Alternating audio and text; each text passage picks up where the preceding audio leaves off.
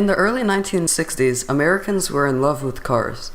They were obsessed with style, speed, and the status and convenience they felt their cars gave them. In 1965, General Motors was the largest auto manufacturer in the world.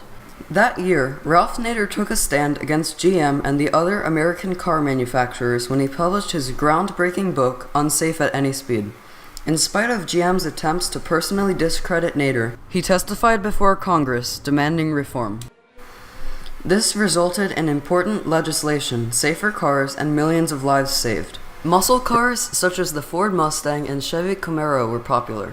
Chevy Corvairs, Nash Ramblers, and Ford Falcons were favorites. Car companies were thriving. In 1965, the big three American automobile manufacturers dominated the market. General Motors' net operating revenue in 1965 was bigger than the gross national products of all except 9 nations in the free world. In fact, 1/6 of all working Americans were employed by the automobile industry. Until 1966, there were no federal regulations, laws, or agencies to protect Americans from injury or death due to poorly designed vehicles and roads. What was happening on the highways of America in 1964 that gave rise to Ralph Nader's scathing book, Unsafe at Any Speed? For starters, 47,500 people were killed in auto accidents, and more than 4 million were seriously injured. Before Ralph Nader stood up to the auto industry, car accidents resulted in horrific injuries.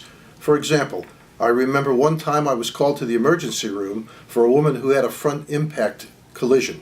She was thrown right through the windshield. She had no seatbelt on. Seatbelt would have prevented that. After World War II, more and more people had moved out of crowded cities into suburbs and were commuting to work. There were many cars on the road and many accidents.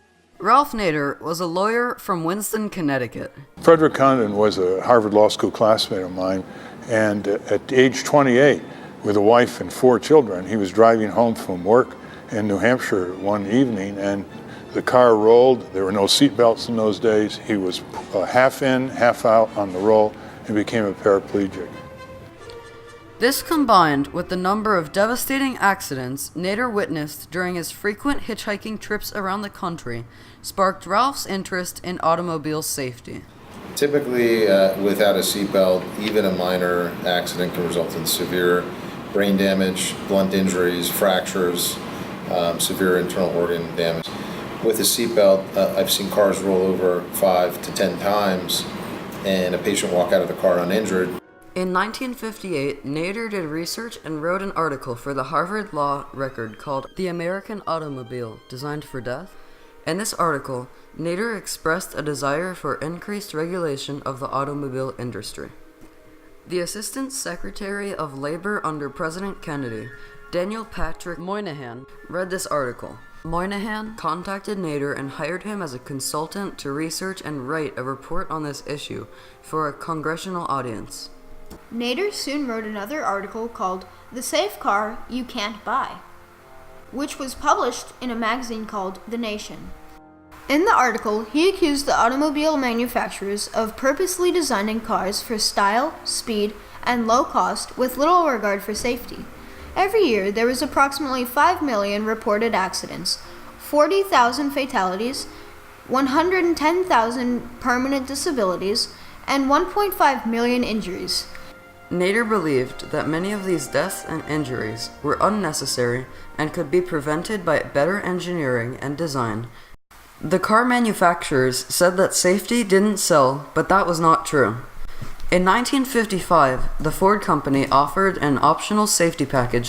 I am most happy, therefore, to announce that all of the Pioneer safety features and the specifications and design... It had a lap belt, a padded dashboard, a padded sun visor.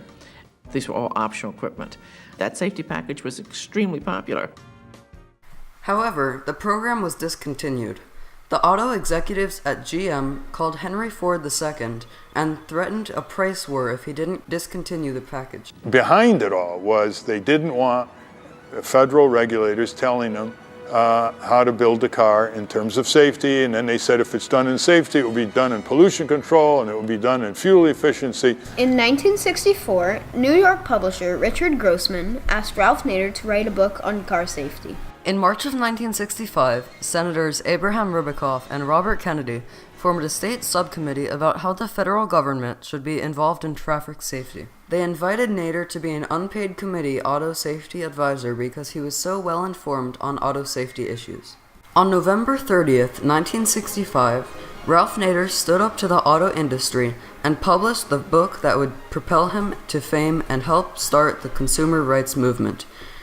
Unsafe at Any Speed, The Design-In Dangers of the American Automobile. In the book, he spoke of how the car manufacturers blamed the nut behind the wheel for accidents and took little responsibility for the design flaws that were causing accidents. He wanted to know why the car manufacturers were allowing thousands of Americans to be injured or killed in car accidents when there was already technology in existence that could make the cars safer. One example of a car manufacturer putting profit before safety is Ford with its Pinto. But what made the Pinto truly infamous was the rear end. And that's where the fuel tank is located.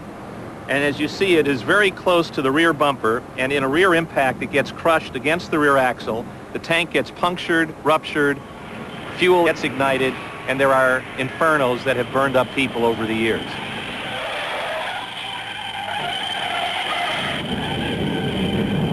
A Ford document shows that the company knew that at least 180 people would probably burn to death, and at least 180 more would be injured. However, the cost of fixing the Pintos at $11 per car would cost Ford $150 million. The cost of death and injury damages would cost them $137 million. Since it was cheaper to let them burn, they did not fix the cars. The first chapter of Nader's book focused on the 1960 to 1963 Chevrolet Corvair. In the book, Nader stated that General Motors knew about the Corvair's serious problems with oversteering, rollovers, and wind gust. They made no changes for 4 years. The death of popular TV comedian Ernie Kovacs in a one-car Corvair crash preceded the anti-sway bars and rear stabilizers in the 1964 Corvair models. General Motors tried to discredit Nader by hiring detectives to spy on him. They wanted to smear his reputation. They called Nader and his mother in the middle of the night and threatened him. They followed him. They hired a woman to try to get Ralph in a compromising position. Ralph Nader, a person testifying before Congress on auto safety, was being harassed. Who would do that? It turns out GM was responsible. Senator Rubikoff of Connecticut, the head of the committee, was furious. He summoned the chairman of GM, James Roche. Harassment of a Senate committee witness was an unethical offense. General Motors apologized. I want to apologize here and now to members of this subcommittee and Mr. Nader. The scandal got national attention. Nader's book became a bestseller. Nader sued GM for harassment and invasion of privacy. He won. Mr. Nader's advocacy led to national safety laws. In 1966, President Lyndon Johnson signed into law the Motor Vehicle and Highway Safety Laws, regulating the auto industry, mandating safety standards like better brakes, better tires, seat belts, eventually airbags, padded dash panels, all the things we now take for granted. The National Traffic and Motor Vehicle Safety Act and the Highway Safety Act were the first mandatory federal safety standards for motor vehicles. Basically, it has evolved from back in the 60s up till today. It's been a tremendous change in the way automobiles are built and the safety features that have been added. Ralph Nader bravely stood up to the auto industry. He changed the public's perspective and created the expectation of government and corporate accountability.